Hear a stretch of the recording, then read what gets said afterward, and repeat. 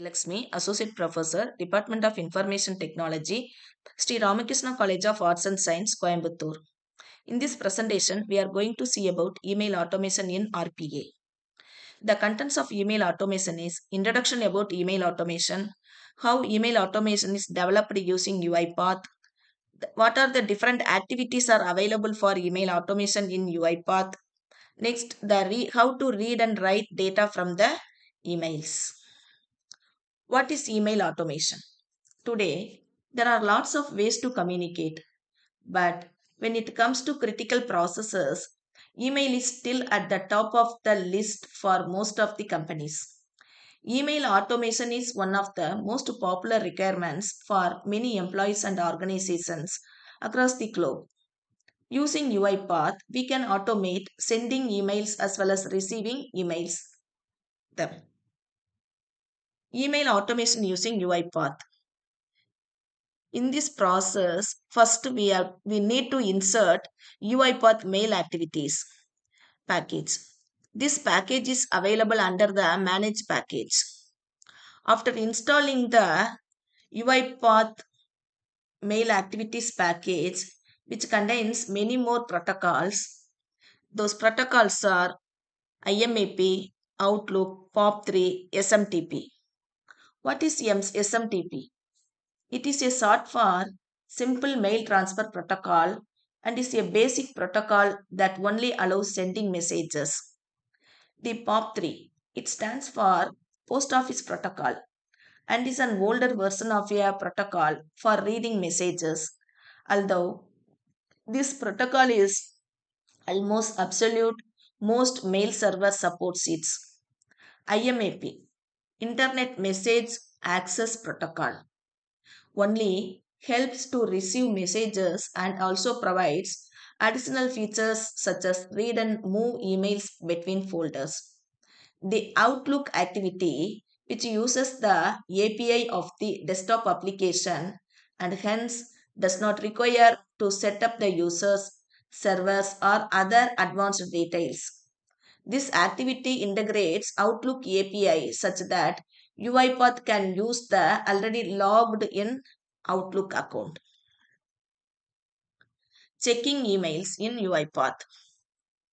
There are 4 activities in UiPath that allow checking received emails, which include get IMAP mail messages, get Outlook mail messages, get POP3 mail messages, get IBM Notes mail messages, and get Exchange mail messages.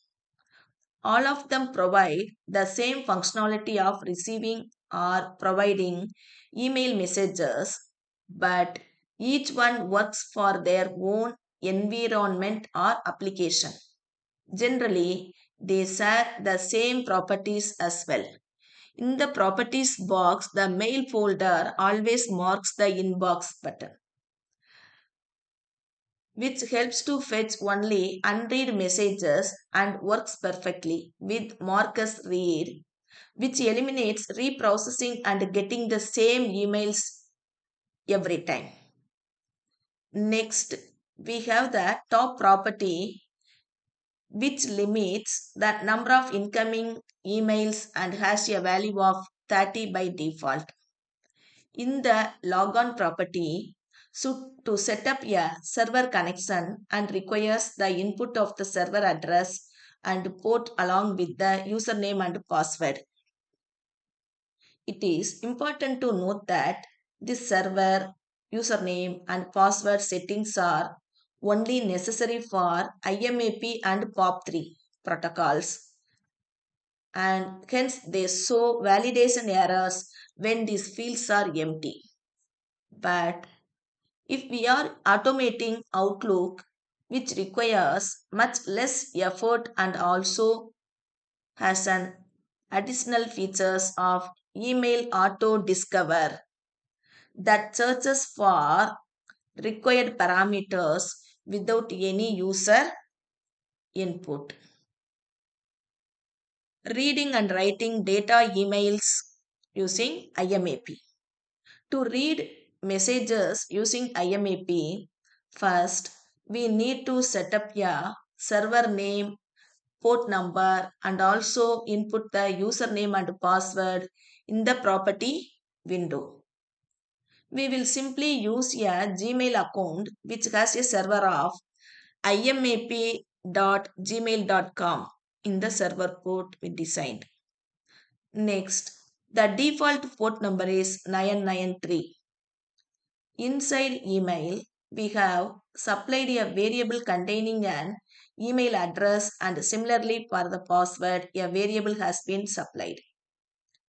This information can be assigned directly to a variable using assign or get password, or the user may also get credentials to collect them from the windows. In the top property, specify how many number of emails that are read. We only want to read the first 4 emails that are marked unread. The final output is saved inside a mail list variable called message. Then we use the for each activity to create a loop for all the emails that are read. We also need to the type argument to system.net.mail.mail messages type variable using the browse option manually. Also, instead of for each item, we will use the for each mail, which is necessary to identify all emails that were read. Next, we will use a message box to display the subject of all the first 4 unread emails using the syntax mail.subject.